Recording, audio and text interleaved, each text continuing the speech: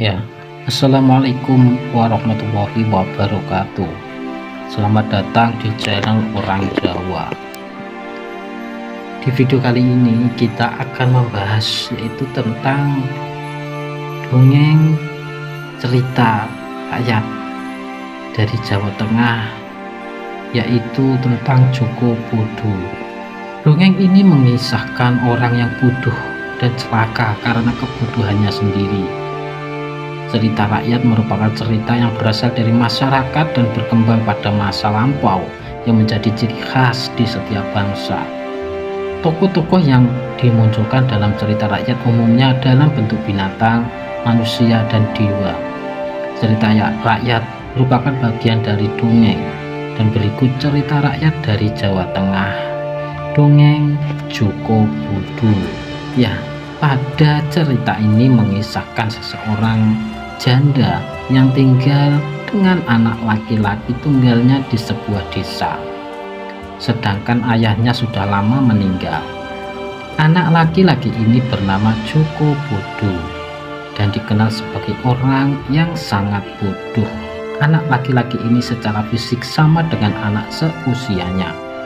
Bahkan Joko Bodo tumbuh menjadi pemuda yang gagah, namun kebodohan tidak pernah hilang dan tampak ketika diajak bicara atau diminta bekerja. Pada suatu hari, Joko Bodo melihat gadis cantik di bawah pohon ketika sedang mencari kayu di hutan. Gadis itu tampak tertidur pulas. Pemuda ini terpesona melihat paras gadis tersebut yang sangat menawan. Ketika dibangunkan, sang gadis ternyata tidak bangun. Meskipun Joko Bodo berulang kali berusaha membangunkan, namun gadis ini tak kunjung membuka matanya. Joko Bodo pun mengira kalau gadis ini pura-pura tidur dan malu melihat kedatangannya. Tanpa pikir panjang, Joko Bodo lalu menggendong gadis ini dan membawanya pulang. Dalam benaknya, gadis ini akan diperlihatkan kepada sang ibu dan berharap bisa dijadikan istri. Ketika sampai di rumah, gadis itu selanjutnya dibaringkan di kamar.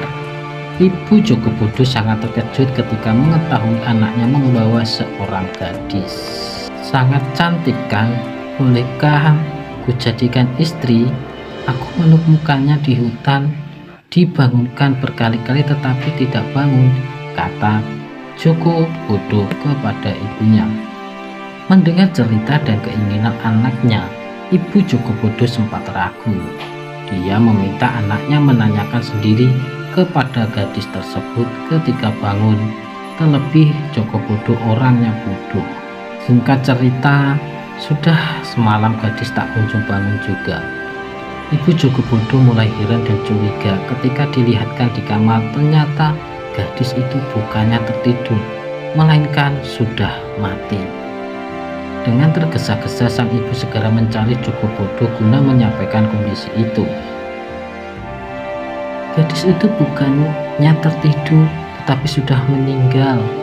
Kau ini orang sudah meninggal dikira tertidur, bahkan mau dijadikan istri, ucap ibu Joko Bodo. Namun Joko Bodo tak menggubris perkataan ibunya. Ia yakin gadis itu suatu ketika akan terbangun dari tidurnya.